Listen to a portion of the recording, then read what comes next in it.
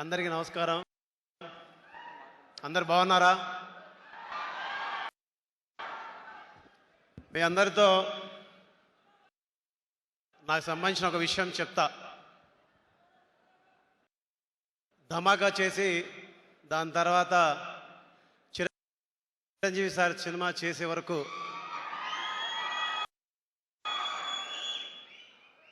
ప్రతి పాట వెనక, ప్రతి ప్రోత్సాహం వెనక ఒక మానసిక స్థైర్యం ఒకరున్నారు. ఆయన గురించి చెప్పే ముందు మీ అందరికీ ఒకటి చెప్పాలి. నిన్ను వదిలి ఉండలేను, నిన్ను విడిచి వెళ్ళలేను, ఎట్లా నేను చేదును, ఎట్ల బడినే సద్దును, నువ్వైనా చెప్పమ్మా పాటమ్మా,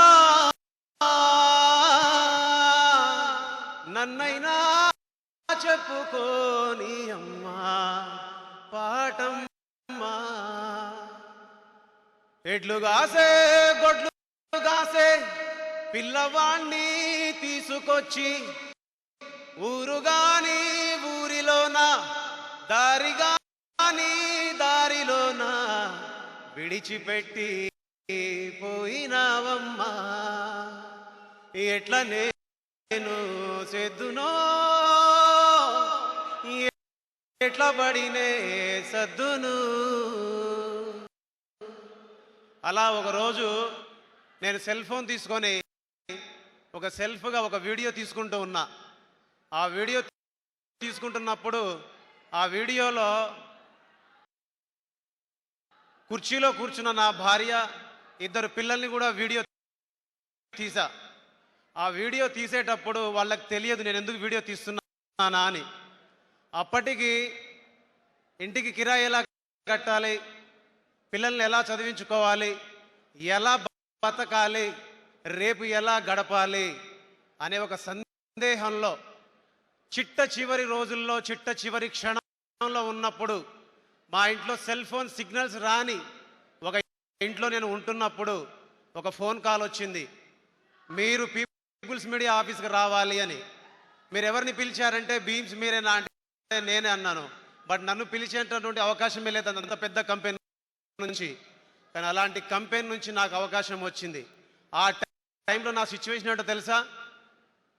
ఈ భూమి మీద నాకు నూకలు చెల్లిపోయాయి, నాకు జీవితం లేదు, నా భార్య పిల్లలకు కూడా జీవితం లేదు, అందరినీ కట్టగట్టుకుని ఒకేసారి పైకి వెళ్ళిపోదాం అని అనుకున్నాం.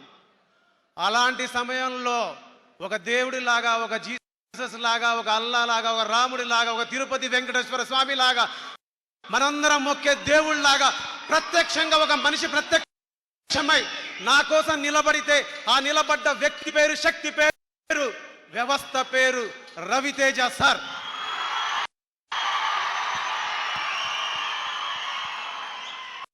మాటల్లో చెప్పాలంటే ప్రేమ, పాటల్లో చెప్పాలంటే భక్తి.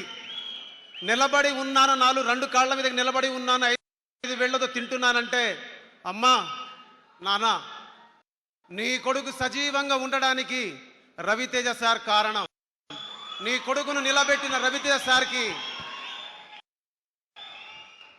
నాకు మాటలతో చెబితే సమాధానం అయిపోద్ది, మాటల్లో చెబితే సమాధానం అయిపోద్ది, కానీ పాటల్లో చెబితే చరిత్రలో నిలిచిపోతుంది అని చెప్పాను.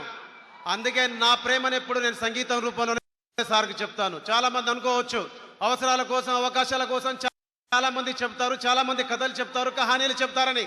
శిశురోలి యొక్క కహానీలు, కథలు చెప్పడు, ఉన్నదే చెప్తాడు, ఉన్నదే మాట్లాడతాడు.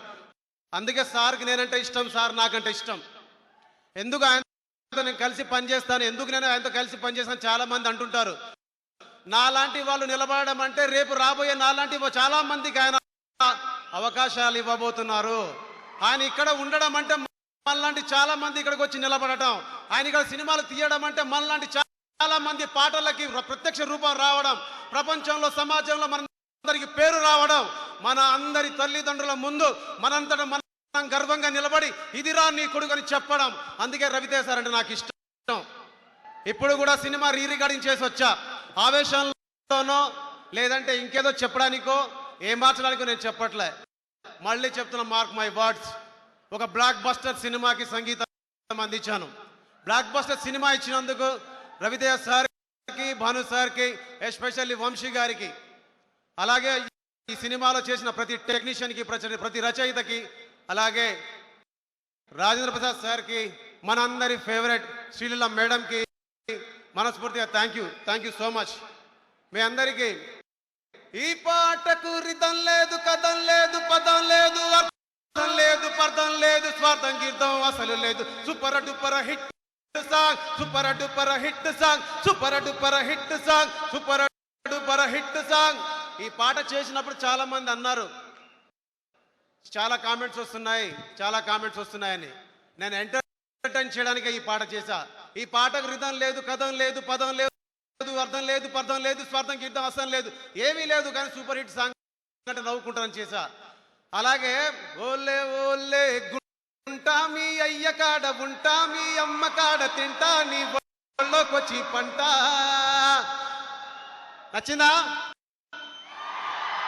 ఓలే ఓలే ఓలే ఓలే. థియేటర్లో ఈ అరుపుల కోసం వెయిటింగ్, ఈ చప్పట్ల కోసం వెయిటింగ్. అలాగే మ్యూజిక్ డైరెక్టర్ గారు 2 విషయాలు చెప్పాలి మీ అందరికీ. మనందరి మధ్యన లేరు. తుమ్ మేరా లవర్ లవర్ లవర్, मैं तुझको दिया फ्लावर, तुम मेरा लवर लवर लवर, గుండెల్లో గుచ్చినవే ఫ్లవర్. చక్రి గారిని ఏ రూపంలో మళ్ళీ మీ అందరి ముందు తీసుకొచ్చిందో గర్వపడుతున్నాను. చక్రి సార్ ఎక్కడున్నా ఆయన ఆత్మకు శాంతి చేకూరాలని మనస్ఫూర్తిగా కోరుకుంటున్నాను. ఈ సినిమాలో పాటలు పాడిన సింగర్స్కి, అలాగే ప్రత్యేకంగా మర్చిపోయాను హేషం అబ్దుల్ గారికి thank you so much sir. అడిగిన వెంటనే ఈ సినిమాలో పాట పాడినందుకు, అలాగే పాటలు రాసిన రచయితలందరికీ. సినిమా సక్సెస్ మీట్లో మీ అందరితో మాట్లాడతాను. అప్పుడు అందరిని ఒక్కొక్కరికి తీసుకొచ్చి పరిచయం చేస్తాను. Thank you so much everyone, love you.